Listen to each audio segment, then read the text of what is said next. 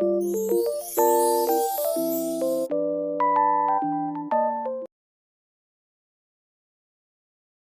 one's going from relationship advice. I had to protect my niece from a pit bull, and my husband ran off. I have been ignoring him. Is this something that I should be forgiving him for? I'm going to give you guys a trigger warning before we get into this one for dog attack and a little bit of animal abuse. I, 30 female, am going to start with this. I'm a bit traumatized, and I will be finding someone to talk to. And a friend made this account for me because I am not a frequenter. I don't know if the pit bull made it. I haven't asked. My husband, 31 male, and his niece and nephew and I were in our backyard. I'm going to assume that the gate was open, but I can't remember. The pit bull came out of nowhere and latched on to his niece, 5 female. Niece screamed. I turned, kicked it with all the force that I could manage. I was lucky enough to hit it in the jaw, somewhere that made the jaw dislodge. My husband, who has been a few feet away, shouted something along the lines of, "Whose dog is this?" I told him to get our bear spray from the house. I was in a panic. I am an animal lover, but this was so insane. The pit bull seemed almost rabid. I don't think it was in hindsight. It wasn't foaming at the mouth. It was just crazed. So my husband ran, but not towards the house. He literally ran for the fence gate and shut it behind him. He didn't run towards his niece or his nephew, who was also present in an outdoor bassinet that I managed to all but toss onto the picnic table to make sure it was out of the dog's reach, while holding his niece off my shoulder. I put her on the barbecue to keep her out of reach, but the dog was literally jumping and snapping up. I was worried that if I tried to carry her, because I'm short, that it would manage to grab her out of my hands. It chased me when I ran for the shovel, but then I swung at it, and I swung until it stopped. I don't think I will ever forget that sound or feeling. Oh my God. It was so high stress, I didn't even realize it had bitten me twice. I haven't spoken to my husband for a full week, even though we live in the same house. I didn't ask where he went during the incident. He only came back a few minutes later to pack us into the car and drive us to the hospital. He's getting angry that I am now giving him the silent treatment, but I feel like it's his fault that I had to possibly end an animal's life if he had gotten the bear spray, which I literally keep in my purse as if I'm ever attacked by an animal or otherwise. I don't think I would have needed to do what I did. It was literally just inside the door. He knows where I keep it. Instead, he literally took off to God knows where. Me and the 2 children that I'm not even related to could have died. It might not be relevant, but I don't even like kids. I am staunchly child-free, and he is the one that offered us up to babysit for the weekend. I don't know. Is this grounds for divorce? I'm not sure I can even look at him. Any attraction I had to him is pretty much gone. He tried to touch me yesterday just to move me so he could pass, and I smacked his hand away without even thinking about it, as if he's some stranger at the bar, because it was literally jarring. He's just been sulking around trying to talk to me and then getting frustrated, and then sulking more. I wasn't expecting him to be macho and fist fight the freaking dog, but at least follow the instruction. At least not leave me in a life or death situation with a toddler and an infant. Should I be able to chalk this up to a momentary panic? I don't even know if I want to hear him out. Shit hit the fan. Holy shit. Freaking crazy. There's an update. Oh, okay. Update. For everyone worried about my mental health, I did get through an appointment with my work yesterday. Because I decided I really needed it, I labeled it high priority. However, it felt like it was just a preliminary meeting. She said she wanted to get me to feeling a bit more comfortable because I was visibly tensing up whenever I started talking about it. And she even noticed it through the video chat. Last night, I also told my husband I needed space. I apologized that I don't have any more update on our relationship than that. I wasn't as nice as I wanted to be. He argued and I didn't want to leave. It's my house. But I told him I just didn't want to look at him.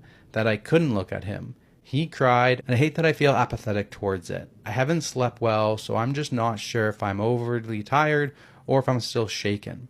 I was also emotionally exhausted after the appointment, so that might have added to it. I got a few questions about his sister and her husband, so I thought I'd answer. They aren't speaking to him. I don't know when it happened. I was definitely out of it at the hospital and while I was getting the stitches and everything.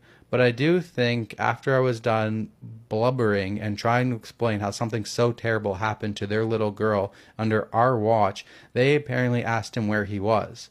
I still haven't talked to him about where he went, so I don't know. However, it clearly didn't satisfy them.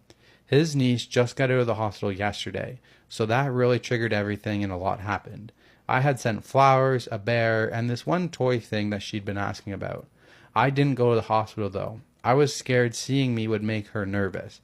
But his sister and her husband sent me flowers too, and it made me bawl again. I'm just a frickin' mess, honestly. The father sent me a long message that I haven't been able to get through, but is the sweetest thing anyone's ever sent to me. He also sent me a $1,000 Visa card. I literally thought I was reading the amount wrong.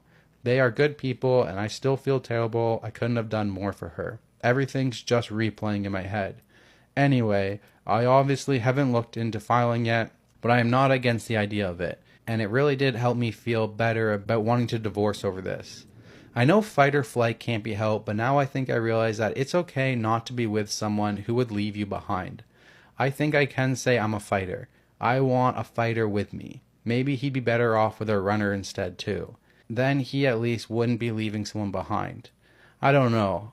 It feels like I'm done, but I'm just a mess right now, so I'm glad to have some space. Thank you for everyone making me feel like I wasn't being ridiculous, though. I think it will always feel like it should be multiple issues that tear a marriage apart, unless it's infidelity or something. And it's like I know he may not have meant to betray me, but he still did, whatever his reasoning. I'm not sure when I'll be speaking to him, but I will try to update then. All right, this one's coming from relationship advice. My husband and I are having a baby. Is asking for a more than a week too much? Please help. Hi everyone. I, 23 female, am 15 weeks along.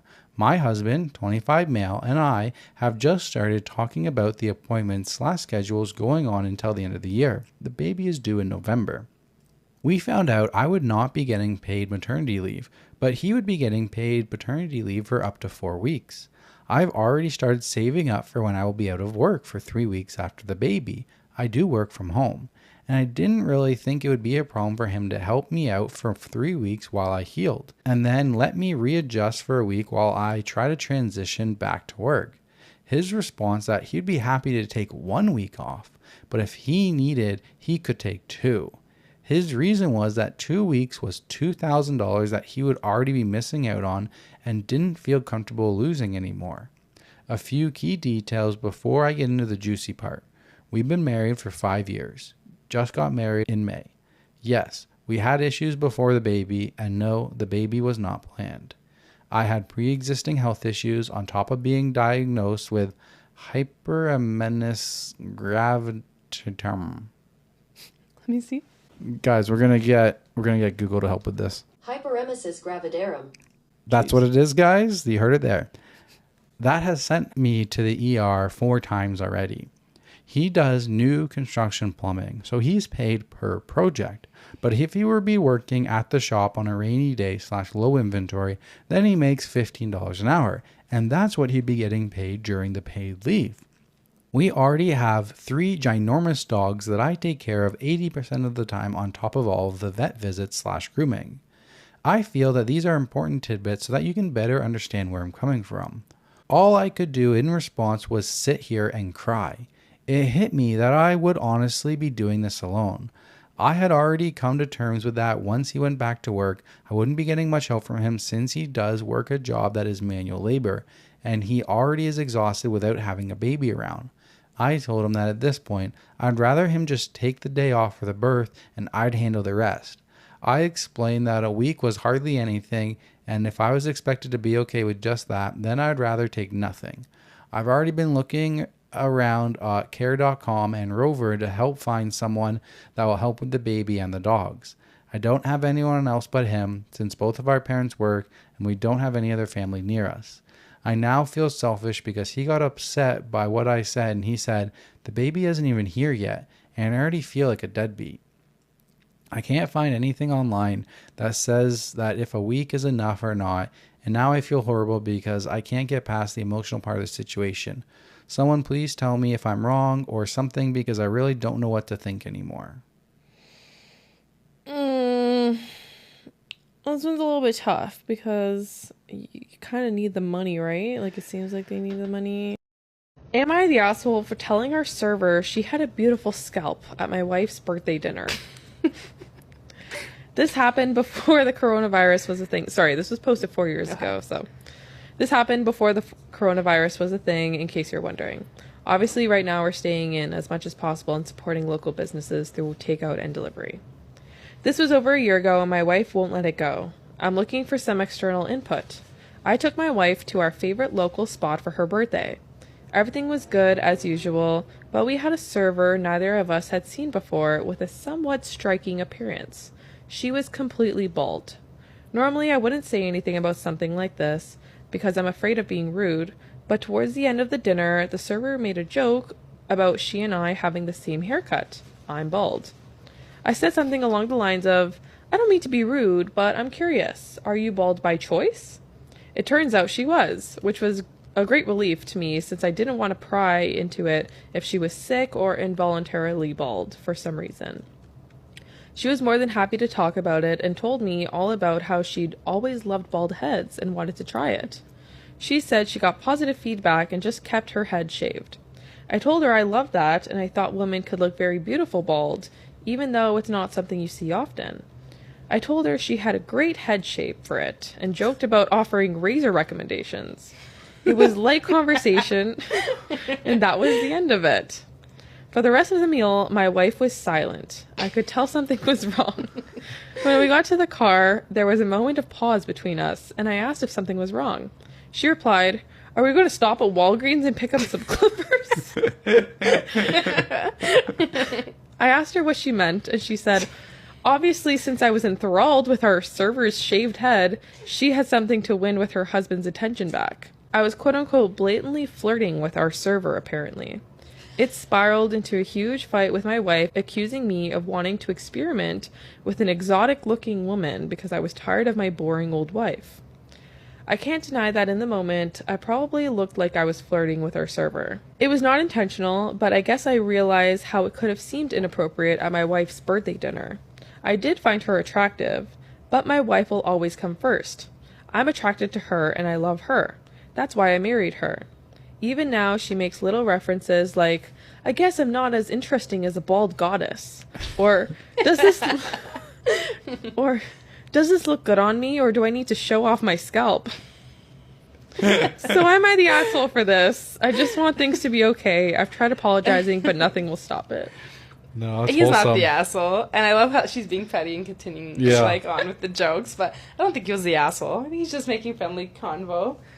Sat at table 8 minutes to close, but I get the last laugh. This one's also from Tales from Your Server. You know how this goes. I'm at a hotel, we close the restaurant at 10, set up breakfast the next day, cocktail menus get replaced with coffee mugs and sugar caddies, etc. There's a family finishing up, everything else is set for breakfast. I thought I'd be out, but no. 9:52. I explained that we obviously were about to close, but of course, heaven forbid we stop serving food before 10 p.m. and get a bad review. So I let them know, it's last call and food and drink orders must be in before 10, because we close. But I'm nice to the guys. They both offered my favorite dish and even got the homemade bread for extra sauce. I apologized to the kitchen. Thankfully, they ordered the same dish, less reopening things and cleaning. I check on them while I'm cleaning, closing taps, etc. I had another couple come in to ask for drinks, but let them know that it was after 10 p.m., we were closed, and like rational humans, they went to explore the downtown core with plenty of options open until 2 a.m. I know the two men heard the interaction because we were the only people there. Cue this guy waving his wine glass at me. I know this is the douche way of asking for another glass of wine, because I'm not friendly with them, so I ask why he's waving the glass at me. Quote, clearly I'd like another Pinot Grigio. And I'd like to go home, but that ain't happening now, is it? Is what I like to have said. Sir, you sat down and ordered your meal and wine when we are 5 minutes before closing. I asked for your full order because we close at 10, and I can't serve anymore. Not you, not those other hotel guests either. But why can't I get another glass of wine? Sir, I don't understand what part of we're closed do you not understand. I let you know when you sat down to put your full order in. There are several other options you could have chosen, but you chose the one that is now closed. I could have sent the wine upstairs with him, but no. I legally can serve up until 2 a.m., but no. Never come in 5 minutes till close.